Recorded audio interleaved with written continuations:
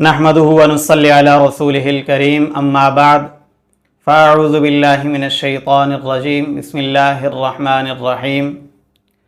दोस्तों, आज के मुआशरे के अंदर जादू इतना बढ़ चुका है, हसद इतना बढ़ चुका है, लोग एक दूसरे को काट खाने के लिए दौड़ते हैं।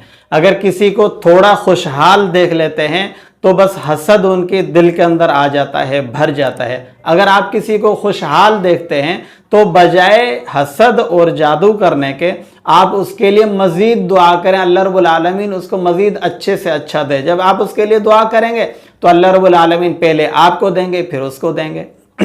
जादू करने और कराने वाला, हदीस शरीफ में आता है, जो जादू करता है और जादू करवाता है ये दोनों जहन्नमी हैं, दायरा इस्लाम से खारिज हैं। जब आप जादू करते हैं या जादू करवाते हैं तो आप ईमान से हाथ धो बैठते हैं, जब तक कि दोबारा तौबा न करें आप ईमान से हाथ धो बैठते हैं।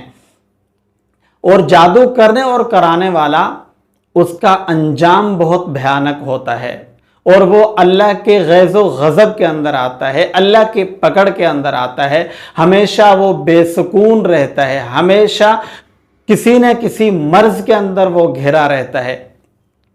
अगर किसी इंसान के ऊपर जादू हो चुका है या उसको कोई ऐसे मर्ज़ हैं जो जान नहीं छोड़ रहे, वो ये समझता है कि ये मेरे ऊपर जादू हो चुका है या मेरे साथ कोई मसले मसाइल हैं, वो सबसे पहले न ये कि किसी के ऊपर इल्ज़ाम दे या जादू के ऊपर इल्ज़ाम दे या जिन्नात के ऊपर इल्ज़ाम दे, वो पहले अपना मुहासबा करे, अपने आप के अंदर देखे रहे, अपने गर्दन के अंदर, अपने सीने, अपने गर्दन के अंदर अपने सर को झुकाए, देखे कि आया कोई ऐसी गलती मुझसे तो सरजद नहीं हुई, कोई ऐसी गलती मैंने तो नहीं की जिसकी वजह से मैं अल्लाह रब्बुल आलमीन की कहीं पकड़ में तो नहीं आया हूँ, कोई ऐसी गलती तो नहीं होगी मुझसे, अभी नहीं, पहले हुई हो, अब आप भूल चुके हो, कोई भी ऐसी खता जिसकी वजह से आप पकड़ में आ गए।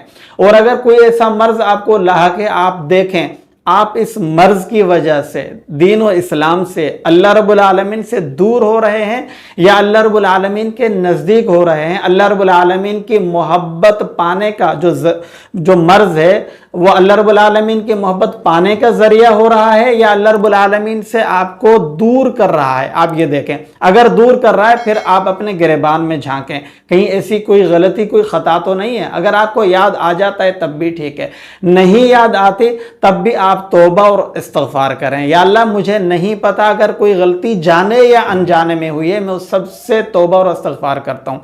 जब तौबा और इस्तिग़फ़ार आप कर लेंगे, अपने गुनाहों की माफ़ी मांग लेंगे, अगर किसी का हक आपने लिया है वो हक आप लौटा देंगे, उसके बाद भी आप देखें कि हाँ अभी तक वो मेरा मर्ज सही नहीं हुआ, वो आपको जादू लगता है, फिर आप क्या करें? फिर सूरत तलाक की आयत, एक आयत है उसका आखिरी हिस्सा, सयजअलुल्लाहु बअदा उस्री युस्रा, सयजअलुल्लाहु बअदा उस्री युस्रा, इसको आप 111 मरतबा पढ़ें, पढ़ के पानी के ऊपर दम करें। आप ये पानी पिएं, पढ़ के हाथों के ऊपर दम करें, हाथ जिस्म के ऊपर फेरें और फिर उसके बाद आप दुआ करें, या अल्लाह जिसने मेरे ऊपर जादू किया है तू उसको पकड़, या अल्लाह जिसने मेरा चैन और सुकून बर्बाद किया है तू उसका चैन और सुकून बर्बाद कर। अब आप फिर खुद अपने आंखों से देखेंगे कि जिसने भी आपके ऊपर जादू किया होगा, खानदान में है या खानदान से बाहर है, आप खुद अपने आंखों से देखेंगे, वो तड़पेगा, वो परेशान होगा, वो तड़प उठेगा। अगर जितना सख्त जादू आपके ऊपर है उतना ही सख्त वापस पलटेगा उस शख्स के ऊपर और वो शख्स इस दुनिया से चला जाएगा।